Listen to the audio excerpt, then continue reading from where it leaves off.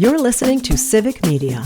You can tune into any of our live shows on any radio station across the state with the Civic Media app. Find us in your phone's app store and listen anytime, anywhere. Broadcasting across the state of Wisconsin on the Civic Media Radio Network and around the world on the Civic Media app.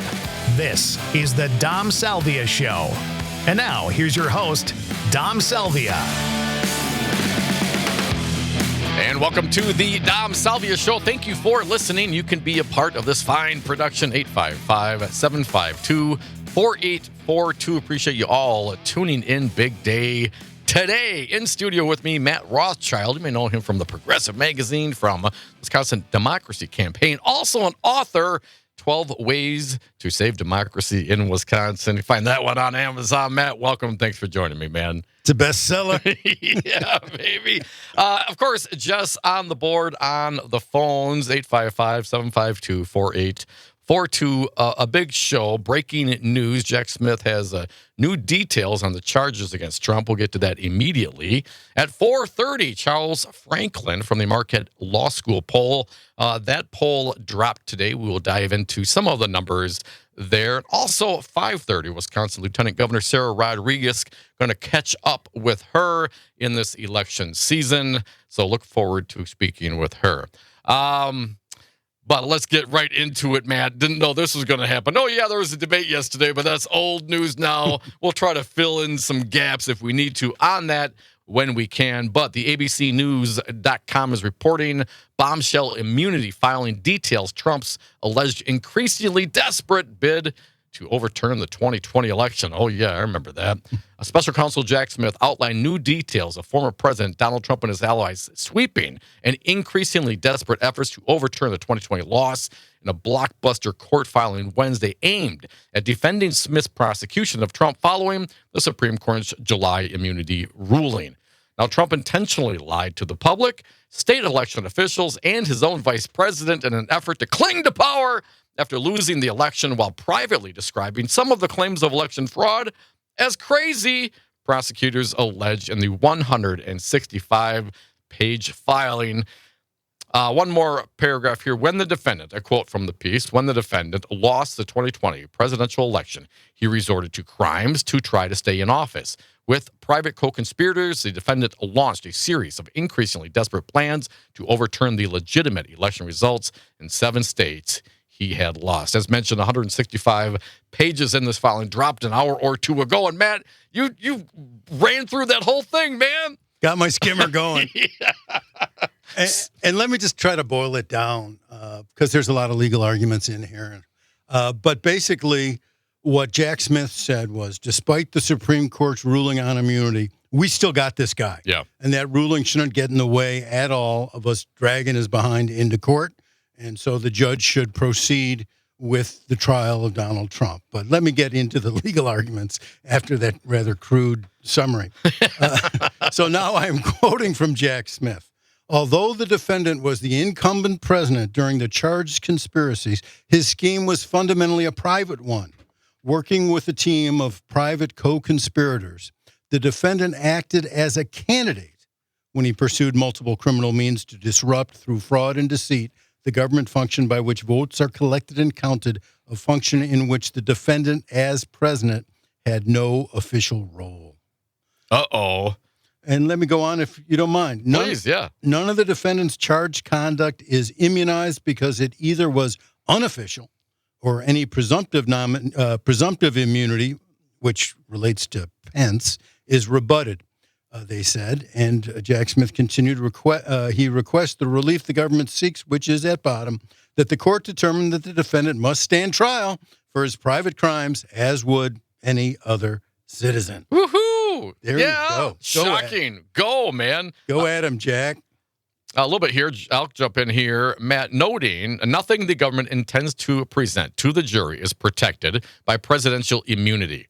Although the defendant's discussions with the vice president about, quote-unquote, their official responsibilities qualify as official, the government rebuts the presumption of immunity, and all of the defendant's remaining conduct was unofficial. As content, form, and context show, the defendant was acting in his capacity as a candidate for re-election, not in his capacity as president. In the alternative, if any of his conduct were deemed official, the government could rebut the presumption of immunity. And let me continue here from Jack Smith. The through line of these efforts was deceit. The defendants and co-conspirators knowingly false claims of election fraud. They used these lies in furtherance of 3 conspiracies. 1, a conspiracy to interfere with the federal government function by which the nation collects and counts election results, which is set forth in the Constitution and the Electoral Count Act. 2, a conspiracy to obstruct the official proceeding in which Congress certifies the legitimate results. And 3, a conspiracy against the rights of millions of Americans to vote and have their votes counted.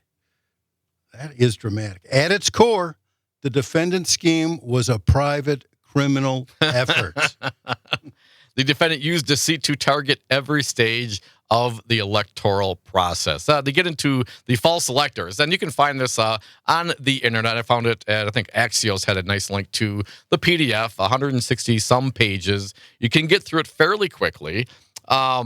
And Wisconsin, I did a little, some word searching, like Jim Trupis and Ron Johnson. Well, of course, they blocked off some of those. They say, CC1, co-conspirator 1, co-conspirator 2, P1, P2. I'm assuming person 1, person 2. They refer to Trupis, they refer to Ron Johnson, but not by name. And Rudy Giuliani, but you have to infer based on, the context and the other words in those paragraphs and what we know to be in the public realm. But, can't do the name search. But the state of Wisconsin mentioned 10 times as more details here. The breakdown by Matt Rothschild in studio with me.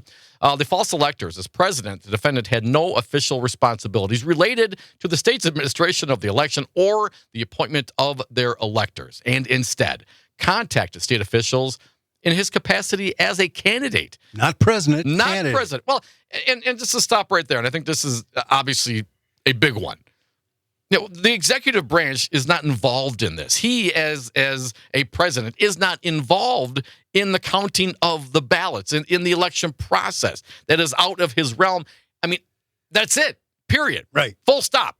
Now, he is involved, I guess, as a candidate in the personal capacity, but even then, he doesn't have the ability to dictate terms to the locals. He doesn't have the ability to call the Georgia Secretary of State and give me those 11,874 votes. Right. Tellingly, the defendant contacted only state officials who were in his political party and were his political supporters, and only in states he had lost. Again, it's almost like this was a plan, like it was a conspiracy. Like he looked at these states that he lost and got a hold of his political buddies there. He didn't get a hold of the Democrats. He didn't go to the Democratic governors or any of those sites and say, hey, the election was stolen. No, he called his lackeys, the folks that he thought would do his bidding for furtherance of this crime in a personal capacity as a candidate, not as a president in an official capacity. Again, telling the defendant contacted only state officials who were in his political party and were his political supporters, and only in states he had lost. The defendant's attempts to use deceit to target the state's electoral process played out in Arizona, Georgia, Michigan, Nevada, Pennsylvania, and Wisconsin. Ding, ding, ding. There's one of 10, as well as across these other states that had used certain voting machines. One of the things I learned by just skimming this document was that Trump had sent out this tweet condemning Hagedorn for Hagedorn. This is Wisconsin Supreme Court Justice Brian Hagedorn, a conservative who sided with the liberals in a very important and courageous 4-3 majority opinion that he wrote, Hagedorn, saying that we're not going to overturn the election and throw out hundreds of thousands of votes like his so-called conservative and his justices wanted him and his to do. Objection was pretty strong. I mean, the remedy that they're asking for is to throw out hundreds of thousands of votes. That's not a remedy. He said it's unprecedented. Yeah. And it would send us down a terrible road, he said. And he also said they were too late with their complaints. So he had a procedural and a substantive argument for throwing the Trump case into the garbage can, which he did.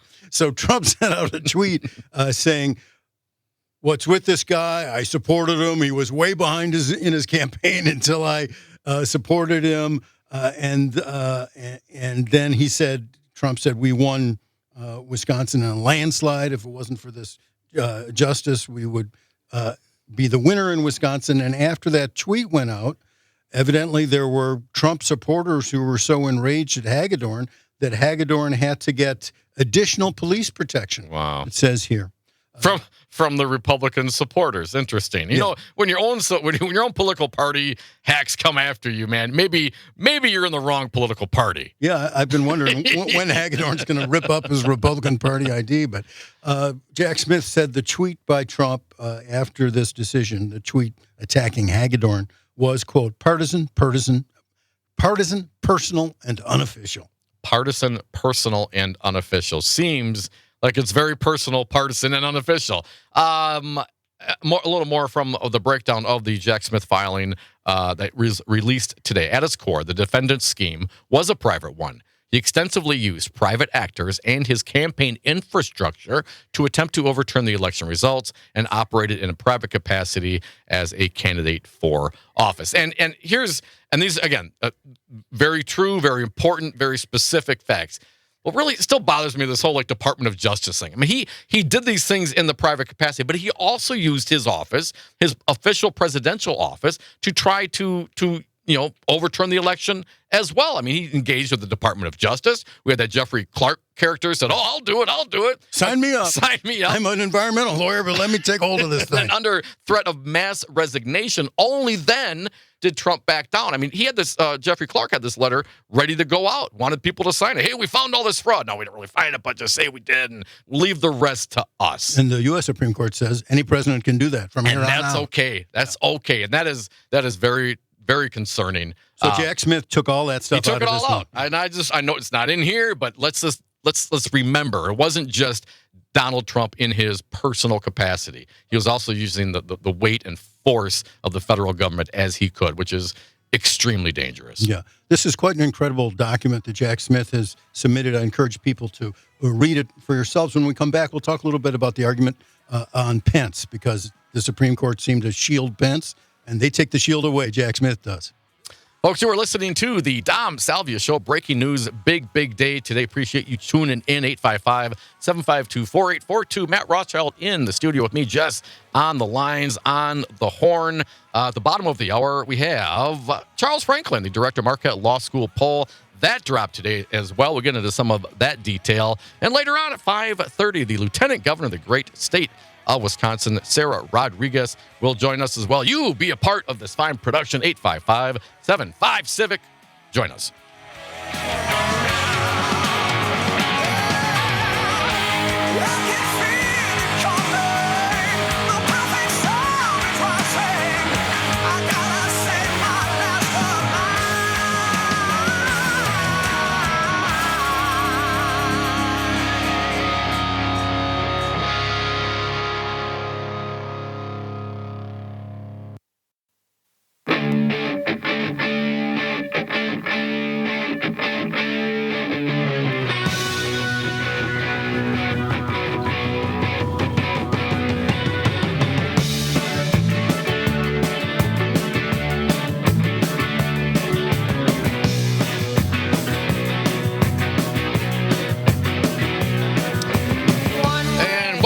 The Dom Salvia Show, 855-752-4842. Matt Rothschild in studio with me, Jess, on the lines. The breaking news, a 160-page filing released today. Jack Smith's efforts to prosecute Donald Trump, showing that this was personal and not official. We're going to dive into that, as mentioned. Charles Franklin, director of Marquette Law School poll, coming at the bottom of the hour.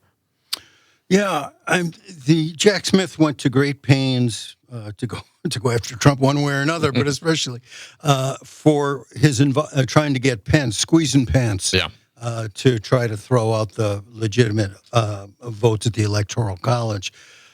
Jack Smith writes, the executive branch has no authority or function to choose the next president.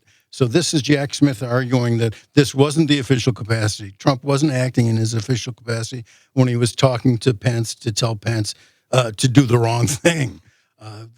Jack Smith goes on, the framers designed a system of separated powers in part to ensure that no man's allowed to be a judge in his own cause, because his interests would certainly bias his judgment and not improbably corrupt his integrity. They're quoting from Federalist Papers number 10. And Jack Smith goes on, the defendant's charged conduct, that is Trump's conduct directly contravenes these foundational principles. He sought to encroach on powers specifically assigned by the Constitution to other branches in order to advance his own self-interest and perpetuate himself in power contrary to the will of the people.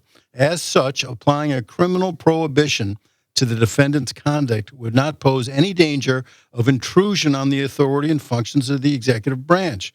The vice president's role as president of the Senate is highly circumscribed and ministerial in nature. The 12th Amendment gives the president of the Senate no substantive role in determining how to count the votes to the electors appointed by the states. Rather, it provides only that he, quote, shall, in the presence of the Senate and House of Representatives, open all the certificates, unquote, and then shifts to the passive voice, and the votes shall then be counted, unquote.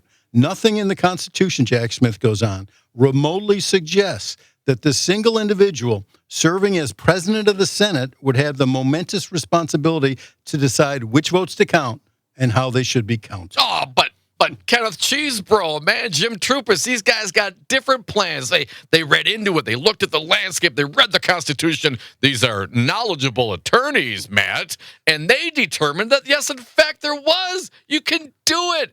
Trust me. You know, you've heard of creative accounting. That was creative lawyering. Yeah, no doubt. And very consequential, certainly for the country and perhaps for Donald Trump. The lies about Wisconsin's tally. Wisconsin mentioned in this unsealed filing, 165 pages long.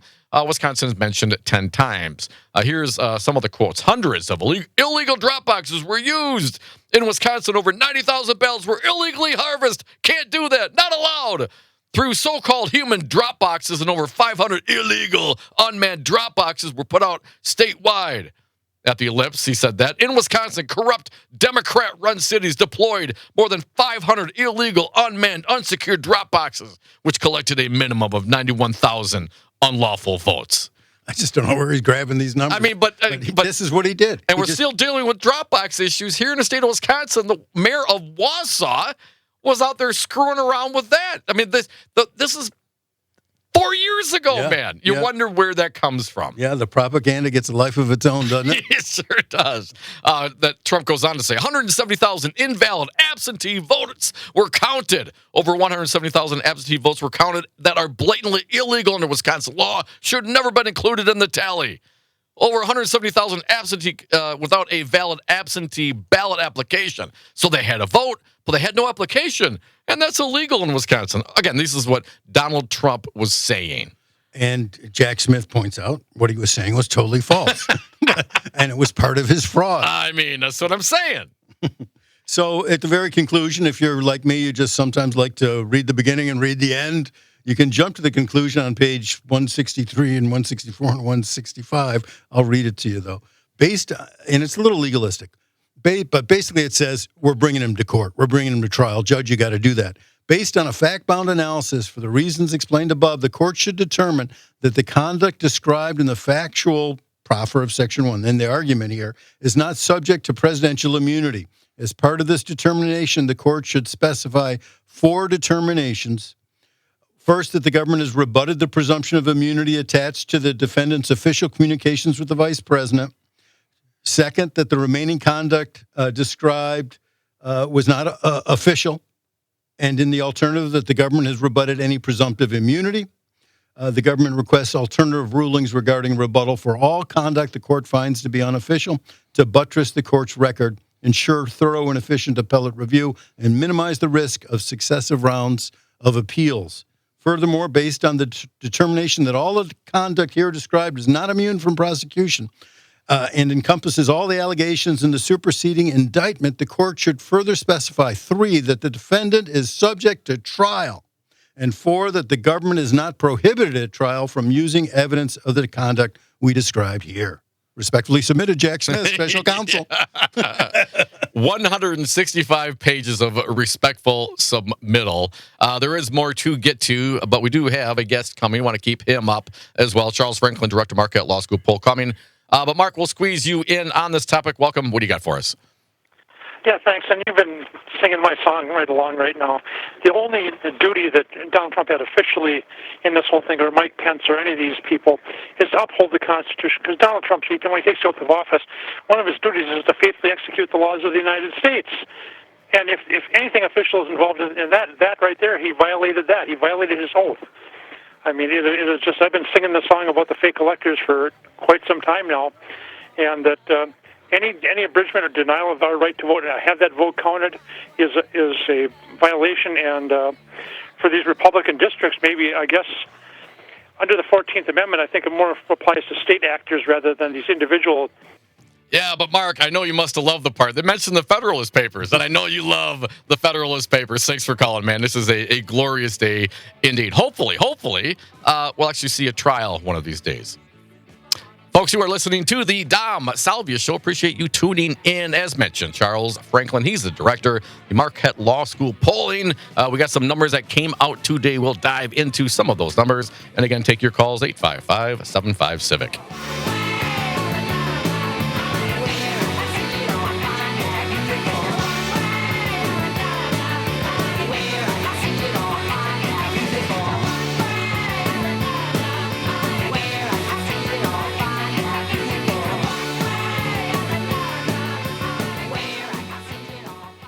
Things can get better. You're listening to Civic Media. Find the latest news, information, and archives of all your favorite shows on the Civic Media website, civicmedia.us.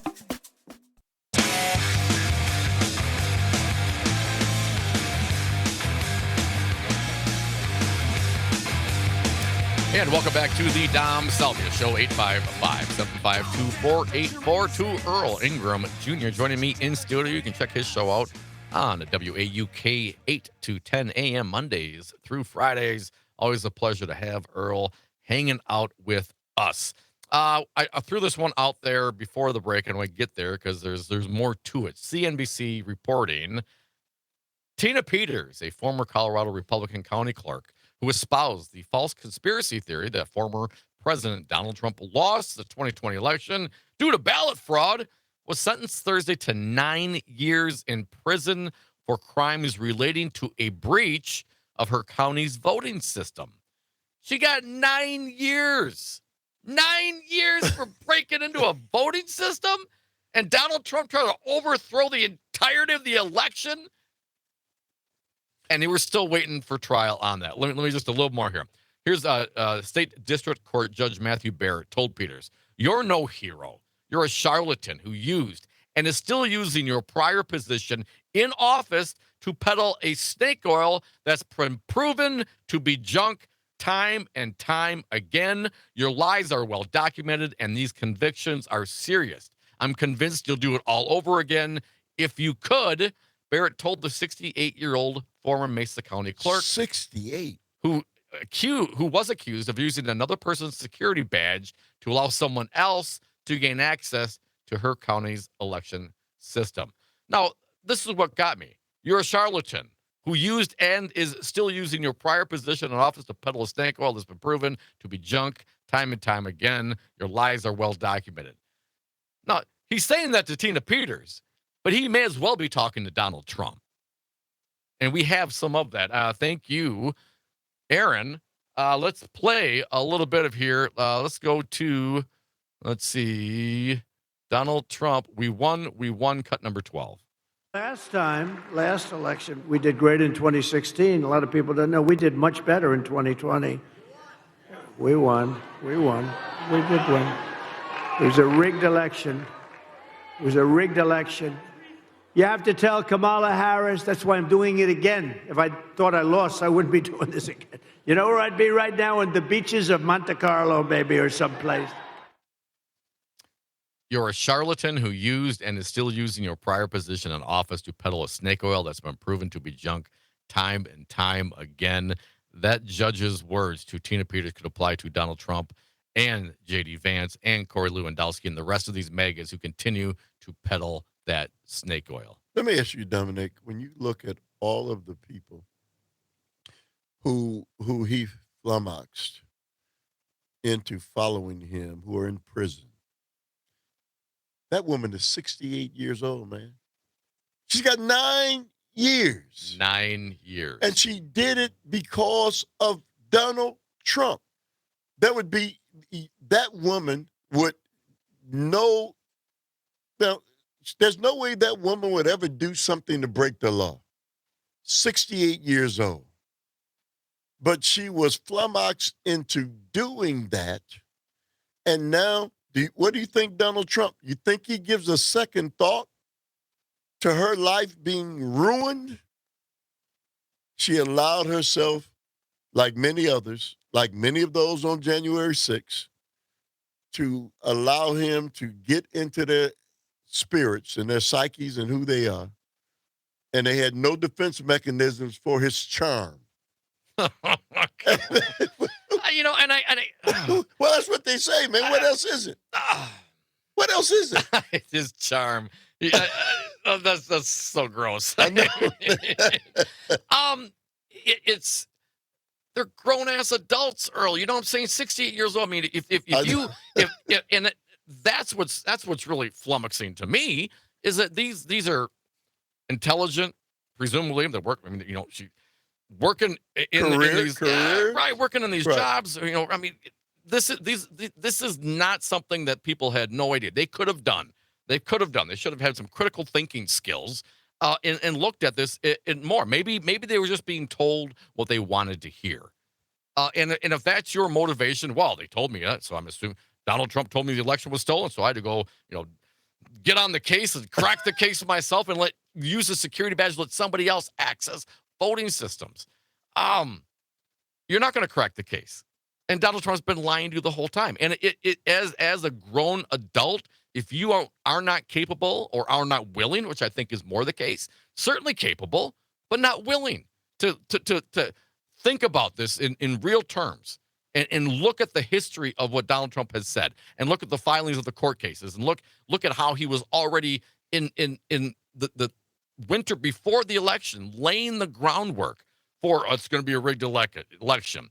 And because, of course, during the pandemic, lots of folks wanted absentee ballots because they didn't want to go sit in line to cast their vote. A lot of folks grabbed those absentee ballots. A lot of folks used drop boxes so they didn't have to get exposed to COVID. You know what I'm saying? Remember Assembly Speaker Robin Voss? He was all decked out in his PPE ear gear. He's like, it's totally safe to come down to vote. It's like, what, dude? That was the environment in which we were in. And the people weren't voting that way because they wanted to, vote illegally. They were voting that way because they didn't want to get sick and die. So the My Pillow guy is a prime example. He had a $200 million business. Dominic, he's broke. So he gave all of that up for what? To be next to Donald Trump? If he had it to do all over, I mean, he's still talking crazy. He's still, I know, man. He lost all of that. Yeah. And yet he's still supporting Trump. So, PJ said, Trump brainwashed the people. But, I can understand somebody of eloquence, Dominic, brainwashing people, right? Somebody really bright. But if Donald Trump is able to brainwash you, we've got to question whether or not you even had a brain, right? Right, and that's what I'm saying. and that's in normal cases. I mean, the guy like Lindell, made lots of money. Doesn't mean he's smart necessarily, right? But he was successful, and so presumably he had some wherewithal to use of his own psyche to make that success happen, right? But then he just give it all away. And I think that is the wake of disaster that follows Donald Trump. I mean, who has been around Donald Trump? Can you think of in his political circles or in his business circles or in any of his golf courses? Break the businesses down and have come out better at the end of it. Well, besides few. Donald Trump. I mean, Donald Trump usually ends up okay. But everybody else gets the shaft. Well, very few, man. His family was left there, and all the other people have fallen by the wayside, historically. Yeah. 855-752-4842. Matt from Middleton, you are next. Welcome, Matt. What do you got for us? Hey, guys. I just wanted to ask you, because I've talked to a couple of Trump people, and there always seems to be this like anger and angst against the system, whatever it is, and working hard, not having much to show for it, and this extreme pessimism. Yeah. Where they say all politicians lie, they're all the same, which clearly is not true. So once we get past Trump and he's gone, do you think it's possible to like try to repair some of that, or do you think people just inherently are going to feel that way, regardless of the evidence? You know? I mean, I think, Matt, a lot of folks look at these issues through their own personal lens, because when we talk about, the economy was this versus that, those are, macroeconomic numbers, and you can look at GDP and interest rates and CPI and unemployment rates and break down and look at a statistical analysis. What was it then? What is it now? And how do you gauge that? And everyone, looks at that through their own personal perspectives, I think. And as far as, and I think a lot of folks are inherently, are inherently suspicious of the quote unquote system, in part because they're not engaged in it. And engaging in let's call it self-governance, we the people, this is not some, deep state thing. This is literally us, we the people. And voting is obviously a big part of that. But engagement is not just going to a Donald Trump rally like it's a monster truck rally or an all-star wrestling competition, and being entertained with the vitriol and the insults and the lies. I mean, that's a thing, but that's not necessarily engaging. And I think guys like Donald Trump and JD Vance are doing such a huge disservice to all those folks who are questioning our self-governance. Because when you question government, you're questioning ourselves, we the people. And if you have those concerns, yes, certainly get involved, but do more than just listen and believe what a guy like Donald Trump says. Look at their track record. Look at the people they hang out with. How do you judge anybody? Donald Trump would not be able to get away with this in a bar, in a restaurant, in a normal work setting. Donald Trump would not be around. If he was not rich, Donald Trump would not be in this circumstance. He gets a pass because he's rich, and he uses that money to further his life. I mean, how many hundreds of millions of dollars has he spent on his legal fees? No, he hasn't spent it necessarily. Other people. His other people. OPM, man. He's totally fine with that. So I get the pessimism. I'm a pessimistic guy. I voted third party before. I voted all over the place. But what I've come to realize in my own personal opinion, because we take these personally, is that the answer, then the solution to that is engagement. And it's also recognizing what the reality is. And if you think, billionaires are going to be helping working folks, No. I don't buy it. I don't think there's any malevolent billionaires out there. That's why they're billionaires. If they were, they wouldn't hoard the billions. You know what I'm saying? So, but that aside, what are the policies? I mean, the Affordable Care Act. Donald Trump tried to kill the Affordable Care Act, although Vance said, he saved it. Well, that wasn't the case. Pre-existing condition. Donald Trump, if you get rid of the ACA, you get rid of pre-existing condition coverage. Well, Vance said during the debate, no, well, of course, we'll have pre-existing exceptions for pre-existing conditions. Based on what? They just say it, but it's not the case. And if that's the case, then a lot of folks are going to get kicked off, and you have to go to those high-risk pools. It's going to cost you more. The tariffs raise prices for consumers. They're not paid for by China. They're paid for by the business, and they're paid for by you if you buy those products because they're more expensive.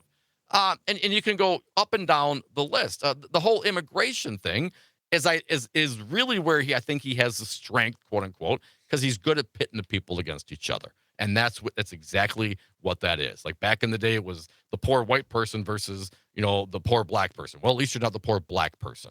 And that this continues to this day. You hear Donald Trump today, Earl, talking in Michigan about Ohio again, about the immigrants. He's talking about taking away their temporary protected status just because. It's all he has. It's all he has. And so, it's a great point that he brought up.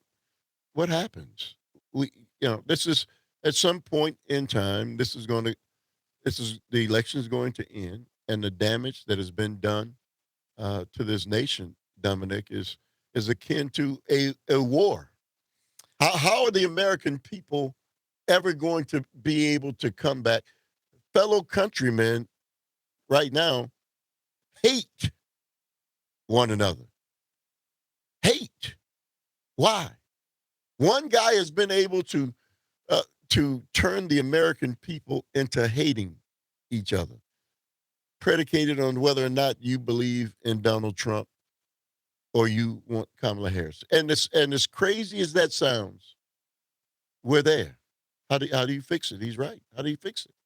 I think it's got to be engagement. It's got to be engagement. And if you look at the policies, at least that we've talked about with Harris, you're talking about you're putting money in people's pockets for their kids, for a downstroke on a house if you're a first generational home buyer. Yeah. Those kinds of things that's real money. That's real impact, and that can help. And we need more of those kinds of policies and less of the corporate giveaways and the billionaire giveaways. And I just think I don't think it's that difficult. If you're going to vote for an ideology, aren't you going to vote for the thing that's going to help you? Aren't you going to be self-interested in that vote? Now, you're going to have some folks that maybe are the racists and don't want anybody else coming to this country. You're going to have some folks that are just dead set against abortion in all circumstances and all cases. But as a general rule, I think those that are just starting to or have the concern about our self-governance is engagement. Get them in. Come into the crew. Come be a part of this. And let's work towards solutions that actually solve the problems that you're very concerned about, and perhaps rightfully so. But that guy, he's got a concept of a plan to help you as he picks your pocket. 855-752-4842.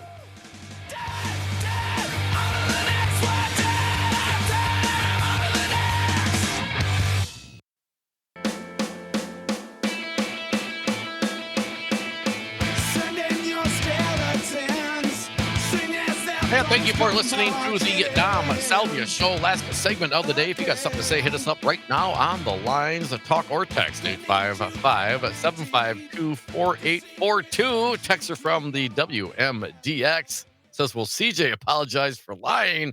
Well, maybe he just didn't understand the deets. So let me throw a little bit of the deets out for you. According to the Washington Post, the Trump campaign and allies of former president are distorting official Homeland Security statistics on undocumented immigrants with criminal records, claiming thousands of those migrants have come during the Biden administration when, in reality, the numbers that they're citing span decades. Decades. That's multiple. In fact, 40. The data was released by the Immigration and Customs Enforcement to Congress last week shows there are 13,099 immigrants with homicide convictions who are not currently jailed by ICE. Again, that's a very specific statement. Not currently jailed by ICE. Now, on Sunday in particular, Republican lawmakers seized on the data to criticize Dems, of course, specifically Harris, whom former President Trump has tried to portray as weak on the border as the election approaches. Trump and his allies claim that the 13,000 plus immigrants cited by ICE in a letter were released by Democrats and are at large posing danger to U.S. citizens. But as the Washington Post notes, Republicans are misrepresenting the ICE data, DHS spokesperson said in a statement on Sunday. Now, the 13,099 immigrants with murder convictions cited by Trump and his allies are part of ICE's non-detained, quote-unquote, non-detained docket. Now, that's a list of nearly 7 million people who have pending immigration cases before the agency, but who are not jailed by ICE for various reasons, such as because they are currently incarcerated by federal, state, or local authorities. Oh, so if they're not by ICE, maybe they're in the federal, state, or local authorities. I don't know, maybe. Or because they've already served their criminal sentences, but have not yet been deported. Now, immigrants living in the United States illegally who commit crimes and go to prison are typically transferred to ICE custody once they complete their sentences here. Now, ICE may try to immediately deport them to their home countries, but some have pending immigration cases and receive permission to remain in the U.S. while their claims are resolved. Now, an immigrant who commits a homicide at the age of 20 and completes a lengthy U.S. prison term could be allowed to remain in the United States upon release if a judge allows it. For example, because the person has a U.S.-born children or other reasons. Now, the vast majority of the homicide convictions are not individuals who came into the country during the Biden administration. Oh, wait, what? Let me repeat that in case you're slow. The vast majority of homicide convictions are not individuals who came into the country during the Biden administration. They are immigrants who've been added to ICE's records over the past 40 years. Many of those on the list were added during the Trump administration. The data goes back decades and includes individuals who entered the country over the past 40 years or more, the vast majority of whose custody determination was made long before this administration. Now, the data first started circulating after ICE Director PJ Lechleitner, PJ, sent a letter on Wednesday replying to requests from Rep. Tony Gonzalez, a Republican from Texas.